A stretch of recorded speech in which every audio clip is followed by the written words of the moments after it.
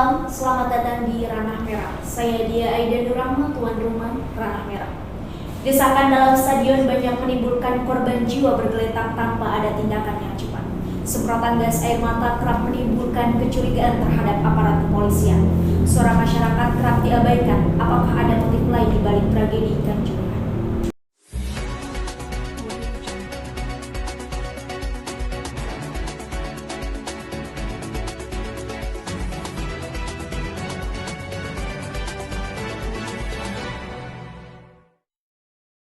Selamat siang pemirsa, saat ini saya sedang berada di depan lokasi terjadinya tragedi Kanjuruhan, yaitu di depan Stadion Kanjuruhan yang tepat berada di Jalan Trunojoyo Krajan, Kedung Pedaringan, Kecamatan Kepanjen, Kabupaten Malang, Jawa Timur. Bisa kalian lihat sendiri saat ini keadaan studio sudah tidak ada lagi aktivitas apapun, orang lalu lalang di sekitar stadion. Setelah kejadian tersebut mengakibatkan kerusakan yang cukup parah untuk stadion tersebut. Mungkin cukup sekian yang bisa saya sampaikan. Saya kembalikan lagi ke studio.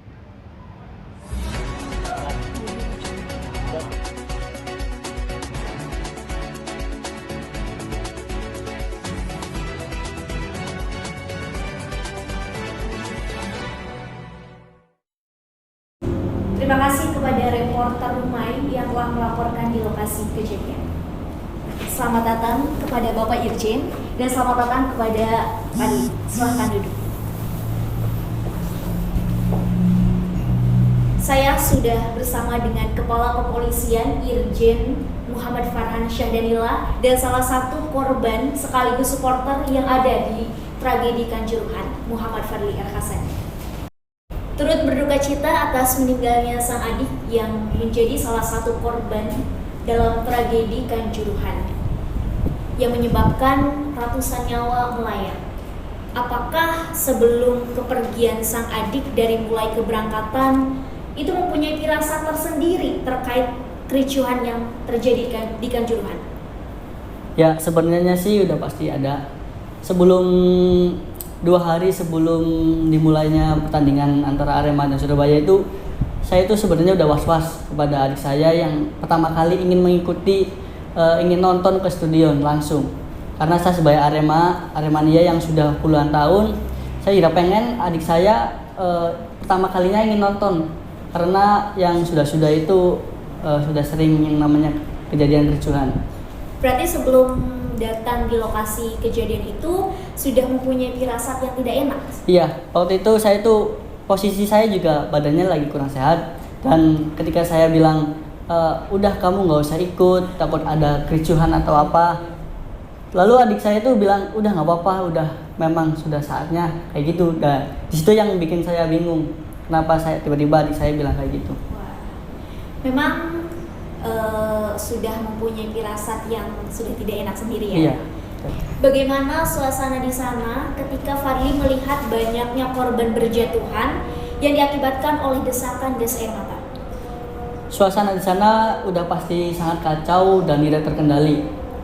Semua supporter itu udah pengen keluar dari tribun karena gas air mata itu udah menembakkan ke arah tribun dan sudah tidak terkendali sama sekali.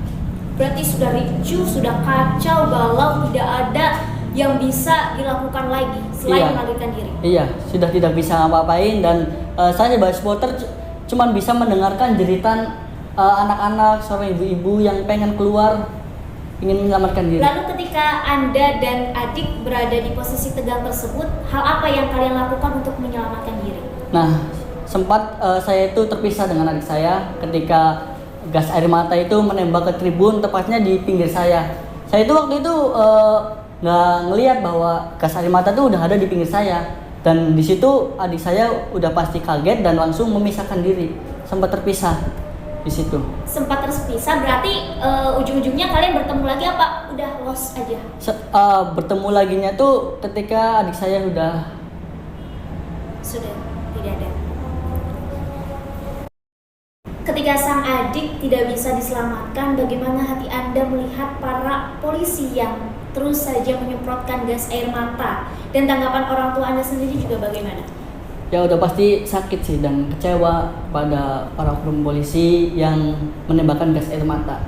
Karena sudah benar-benar tidak boleh untuk menembakkan gas air mata di ruangan tertutup, apalagi di stadion.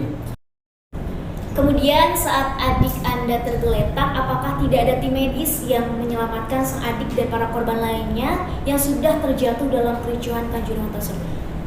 Tidak ada. Awalnya tuh medis itu datang tuh telat. Sangat telat? Iya, sangat telat. Ketika adik saya tuh udah tergeletak, tidak sadarkan diri, saya tuh menuju ke polisi meminta bantuan kepada polisi, tolong ini adik saya udah tidak sadarkan diri. Dan tetapi polisi itu tidak menanggapi sama sekali. Sampai akhirnya Anda dan Sandik terpisah. Iya. Kemudian saya juga sempat ngomong juga ke oknum polisi itu, Pak tolong jangan menembakkan gas air mata lagi karena ini sudah sangat kacau. Terus kata Pak polisi itu, ya bilangin ke teman-temanmu juga. Lalu ada 2 oknum yang datang tiba-tiba kasar kepada saya tuh, memarahin, bahkan sampai main tangan. Berarti polisi tidak mendengarkan perkataan Anda untuk memberhentikan gas air mata tersebut? Tidak sama sekali. Bahkan dia itu sedang nggak tahu, sangat tidak terkendali. Baik, terima kasih kepada Saudari Fadli yang sudah memberikan informasi terkait suasana yang ada di tragedi Kanjuruhan.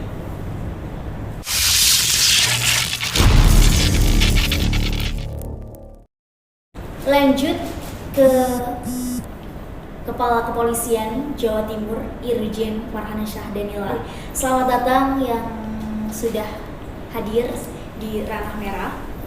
Bagaimana Pak tanggapan mengenai banyaknya korban dalam peristiwa Kanjuruhan? Rupanya Bapak sangat tenang mengatasi kasus ini, melihat Bapak masih sehat dan kuat seperti yang saya lihat.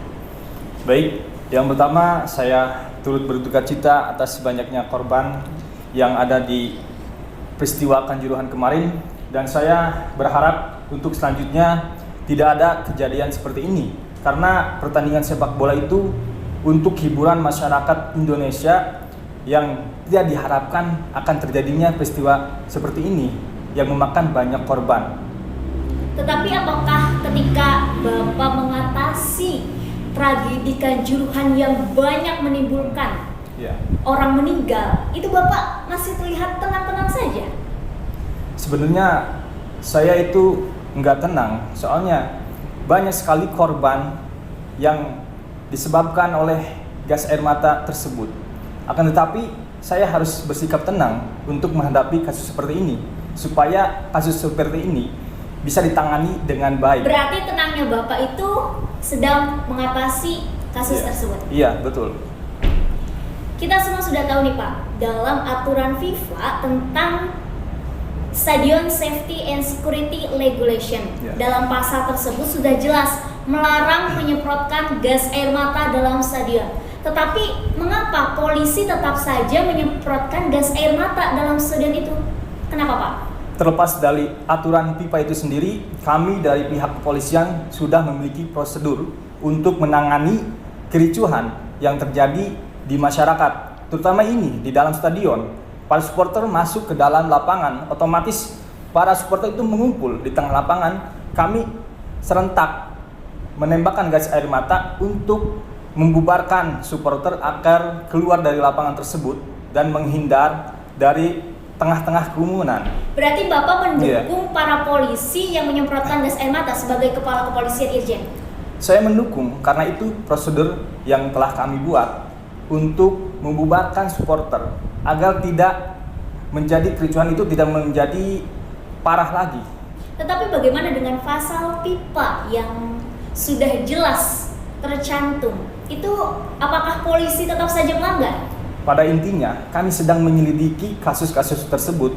Untuk peraturan pipa itu nanti diuruskan dengan oleh PSSI sendiri. Untuk polisi itu sudah menerapkan prosedur yang kami miliki. Jadi untuk aturan pipa sendiri masih diselidiki oleh bidang yang lainnya seperti PSSI dan penyelidik yang lainnya. Kalau Bapak sendiri sebagai Kepala Kepolisian ikut menyelidiki atau hanya duduk tenang dan mengamati saja? Sudah pasti saya ikut campur dalam proses penyelidikan ini. agar proses ini cepat diselesaikan. Berarti ikut campurnya Bapak itu dengan sangat tenang ya, tidak langsung terburu-buru. Ya, saya berusaha bersikap tenang agar proses ini tidak terhambat. Jadi dengan tenangnya saya ini bukan berarti saya tidak ikut campur dalam menangani kasus ini. Ketika saya melihat di lokasi kejadian ada pintu yang ditutup rapat sehingga banyak orang saling berdesakan keluar dari pintu tersebut tetapi tidak bisa. Itu kenapa ya Pak? Bapak bisa jelaskan lebih rincinya lagi kepada saya dan pemirsa di rumah. Baik, untuk urusan stadion, pintu stadion dan keamanan supporter, tiket dan lain sebagainya itu urusan dari Panpel, panitia pelaksana dari klub tuan rumah yaitu Arema FC. Karena kami hanya bertugas untuk menjaga keamanan di dalam maupun di luar lapangan sepak bola tersebut. Jadi untuk itu kami tidak mengetahui pintunya bisa dibuka atau tidak karena kami hanya berfokus menjaga keamanan di dalam lapangan. Tetapi seharusnya sebagai polisi harusnya meng-cross check kembali ketika sebelum permainan sepak bola dimulai. Itu tuh apakah ada kerusakan atau hal lain, itu seharusnya polisi itu meng-cross check kembali. Apakah tidak ada cross check seperti itu? Baik, untuk urusan itu kami tidak mengecek kembali ya, karena kami sudah di posisi masing-masing. Jadi sudah ada bagiannya, bagian ini di tribun mana dan bagian tim ini di tribun mana. Jadi untuk mengecek pintu dan lain sebagainya itu Panpel. Kami tidak mendapat laporan pintu itu rusak atau enggak, karena kami difokuskan untuk menjaga keamanan tersebut saja. Sepertinya Bapak angkat tangan saja ya dalam kasus yang tertutup pintu rapat itu, kayak tidak ada pertanggungjawaban sendiri dari pihak polisi, hanya menyalahkan Aremania PSSI-nya saja. Baik, saya sebenarnya tidak menyalahkan pihak manapun karena kami ditugaskan untuk menjaga keamanan saja. Bukan berarti kami selalu menjanggah untuk disalahkan. Seperti itu ya Pak? Iya. Berarti Bapak itu bukan menyalahkan, tetapi itu sudah menjadi prosedur di dalam kepolisian. Sudah ada tersebut. bagiannya masing-masing. Baik, terima kasih Pak.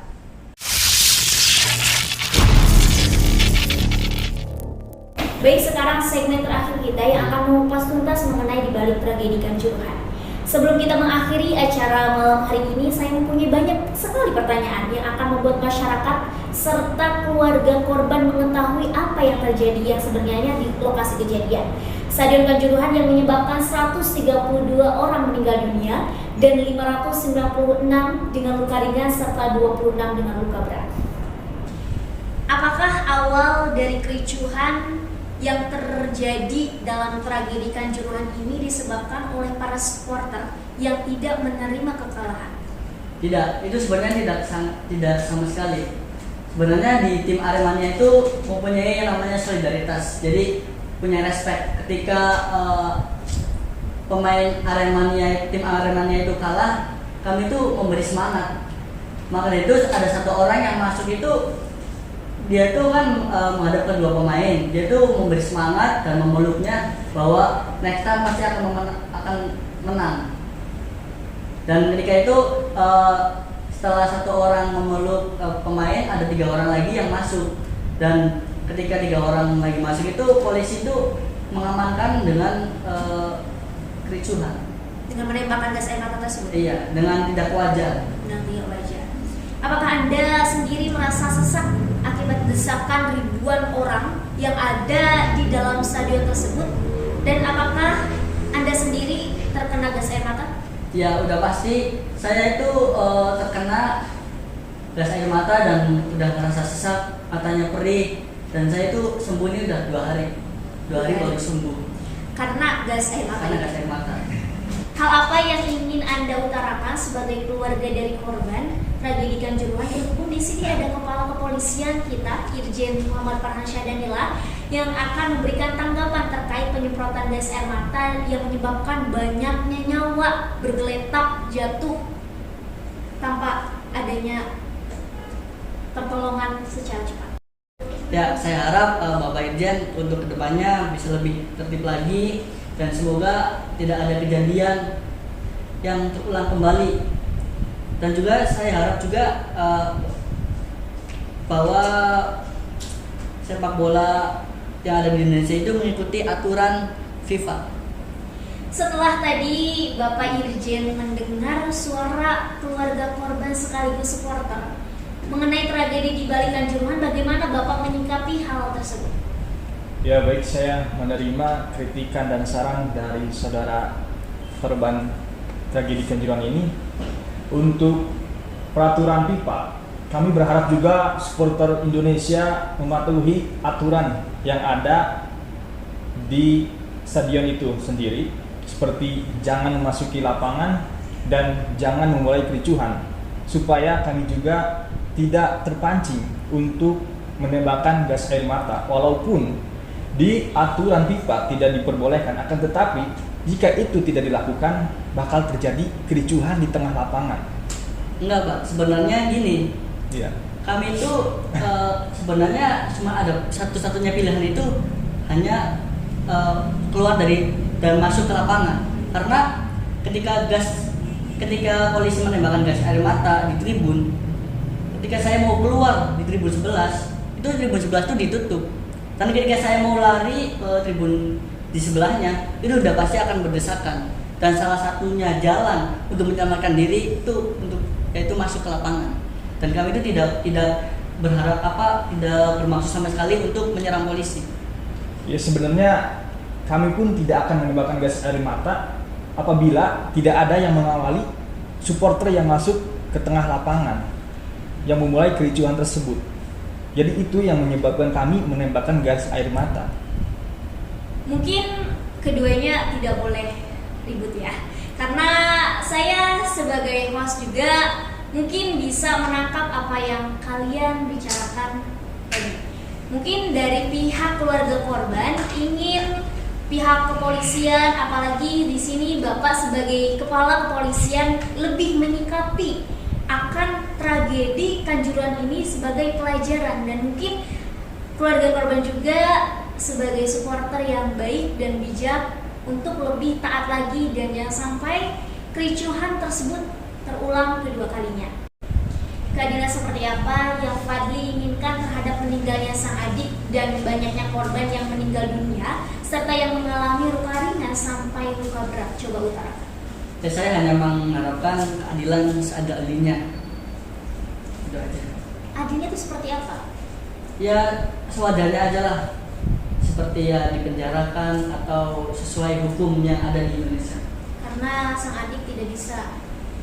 Ya mau bagaimanapun juga adik saya tidak akan kembali. Oke, baik. Mungkin Bapak Irjen sudah mendengar tanggapan dari keluarga korban untuk para oknum yang ada di lokasi kejadian itu diadili seadil-adilnya. Nah, mungkin dalam keadilan tersebut apakah ada kesulitan untuk mencari oknum-oknum tersebut yang ada di tragedi Kanjuruhan? Ya baik, untuk kesulitan atau tidaknya kami sedang memproses itu. Sudah pasti untuk pihak yang bersalah atau oknum-oknum yang bersalah ini sudah pasti akan mendapatkan sanksi yang setara. Seperti itu. Mungkin apakah ada motif lain dalam kericuhan yang terjadi di Kanjuruhan tersebut? Untuk motif lain sebenarnya tidak ada, karena kami hanya bertujuan untuk membubarkan supporter itu sendiri. Untuk motif lain ditegaskan kembali tidak ada. Itu sudah di cross up, Bapak sudah ada data-datanya, berarti itu pure tidak ada motif lain. Untuk saat ini tidak ada motif lain. Kalau Saya yakin. seterusnya? Untuk seterusnya belum tahu karena kami masih proses dalam penyelidikan kasus ini. Jadi untuk saat ini motifnya masih itu, tidak ada yang lain. Berarti pure hanya kericuhan yang terjadi. Iya, untuk Kanjuruhan. membubarkan.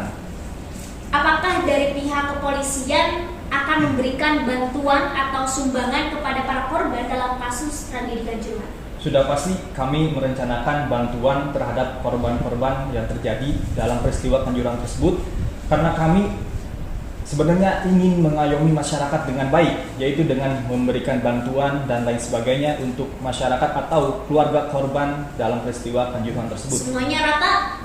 Ya, diusahakan untuk rata ke semua korban.